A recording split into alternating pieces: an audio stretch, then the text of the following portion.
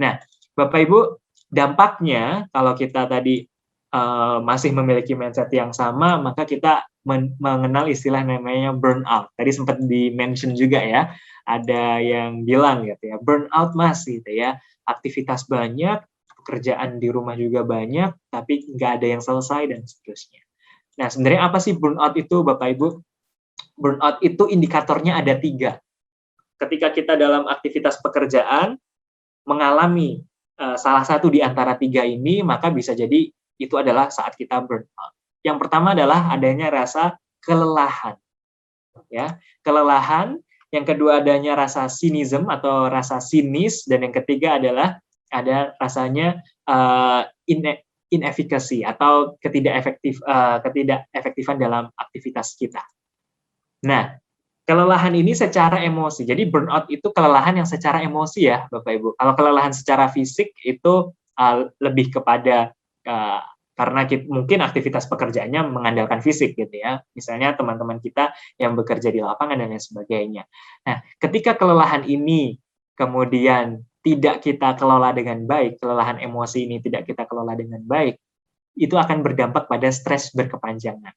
Dan ketika stres itu berdampak kepada gejala fisik, misalnya tiba-tiba mules, pusing, sakit punggung, dan sebagainya, itu berarti masuk kepada gejala depresi, karena tidak hanya emosi, tapi juga bahkan berdampak pada fisik. So, itu burnout yang pertama. Mari kita cek diri kita, apakah kita pernah atau sering burnout, yaitu dicek dari kelelahan emosi kita. Seberapa sering sih kita lelah secara emosi, sehingga mikir aja nggak bisa gitu ibaratnya. Mau ngerasa banyak kerjaan, tapi milih atau memprioritaskan mana dulu yang mau dikerjakan, itu udah kayak bayanginnya aja udah nggak mampu gitu ya. Nah, ini berarti bisa jadi kelelahan emosi.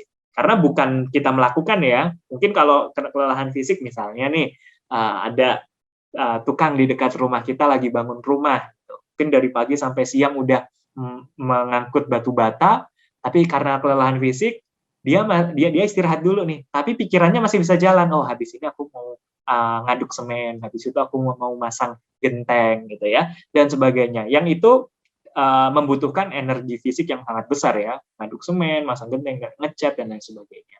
Tapi itu tidak termasuk exhaustion tadi atau kelelahan secara emosi. Sementara kalau kita, pekerjaan kita itu sebenarnya secara fisik tidak menuntut banyak hal. Misalnya buat teman-teman yang berkarir di kantor gitu ya, harus merangkum data, kemudian menganalisa data, mengumpulkan data, bikin presentasi, bikin slide, dan sebagainya. Secara fisik itu tidak melelahkan, karena ya di depan laptop, di ruangan ber-AC, dan sebagainya. Tapi kok rasanya lebih ini ya, dibandingkan teman-teman kita yang aktivitasnya secara fisik tadi. Misalnya tukang di dekat perumahan kita, gitu. Kenapa? Karena tadi kelelahan secara emosi ini tidak kita maintain dengan baik. Gitu.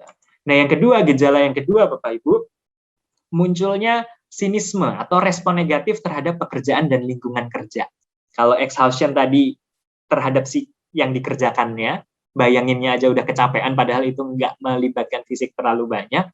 Yang kedua, ini lebih kepada memberikan respon negatif kepada pekerjaan dan lingkungan kerja. Misalnya, lagi burnout, tiba-tiba bos datang. Aduh, melihat wajahnya aja udah kayak males gitu. Udah deh, aku pindah ruangan aja dulu. Nah, ini sinisme ini bisa muncul kalau burnout. Nah, ketika Bapak Ibu merupakan seorang leader, maka hati-hati. Jangan sampai Bapak Ibu tidak bisa memaintain gitu ya, memaintain emosi dari timnya, karena bisa jadi jangankan Bapak Ibu mau memberikan instruksi atau memberikan arahan, mereka ngelihat wajah kita aja sebagai leader aja mungkin nggak enak gitu ya, karena mereka burnout tadi, muncul sinisme. Tiba-tiba nomor WA kita mau nge-WA dia, kok ini foto profil picture-nya hilang ya, kok dikirim chat kok centang satu ya, ternyata kita di-block gitu ya. Nah, ini adalah bentuk sinisme gitu. Sehingga bisa jadi orang-orang yang sinisme ini juga butuh memaintain emosinya, sehingga dia tidak memberikan respon negatif terhadap pekerjaan dan lingkungan kerja.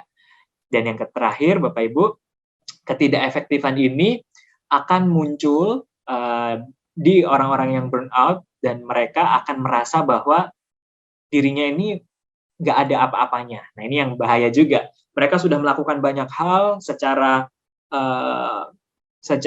aktivitas sehari-hari, mereka sudah melakukan semua PR-nya, mereka sudah melakukan banyak hal gitu ya. Tetapi di dalam dirinya, di dalam pikirannya adalah bahwa kayaknya aku ini belum ngapa-ngapain selama ini gitu ya. Muncul rasa rendah diri gitu. Sulit untuk mengapresiasi diri sendiri. Nah, ini juga bahaya, bisa jadi kita sedang burn out. Ketika orang lain melihat kita itu sudah perform, tapi diri kita sendiri tidak percaya kita orang yang sudah perform, bisa jadi bukan karena kitanya nggak bisa melakukan pekerjaan itu, tapi bisa jadi karena secara emosi kita burn out, sehingga bahkan kita tidak mengapresiasi diri kita sendiri. Nah, kira-kira dari 3 ini mana nih yang paling sering Bapak Ibu hadapin? Boleh dong ditulis di kolom chat, apakah exhaustion tadi atau kelelahan secara emosi, atau yang kedua ngerasa sinis sama orang lain, gitu ya, atau yang ketiga ngerasa rendah diri gitu ya, sehingga aduh kayaknya di antara teman-temanku yang lain aku yang paling bego deh kasarannya ya, aku yang paling nggak bisa ngapa-ngapain. Mana yang paling sering gitu ya? Oh, ada yang exhaustion, ada yang ketiganya, pilih dong salah satu gitu ya. Oh, hampir ketiganya. Oh, ada, oke. Nah, burnout itu apakah harus tiga-tiganya atau salah satu aja udah dikatakan burnout? Jawabannya adalah salah satu aja itu udah bisa dikatakan burnout, Bapak Ibu. Jadi hati-hati nih, artinya kita perlu untuk maintain gitu ya. Cynicism, ada yang inefficacy, tidak efektif, cynicism. Oke. Ada yang dua-duanya, ada yang dua ya, exhaustion sama cynicism. Nah, kira-kira Bapak Ibu, kalau tadi kita udah ngomongin ya, mulai dari work-life balance menjadi work-life integration ya, atau tadi 5 bola tadi, kemudian kita mulai lihat nih, mindset yang keliru bahwa karir seakan-akan tangga itu bikin segala sesuatu itu menjadi terbatas, kemudian ini bisa berdampak pada kelelahan, sinism, dan ketidakefektifan, lalu kira-kira apa sih konsekuensinya untuk kehidupan kita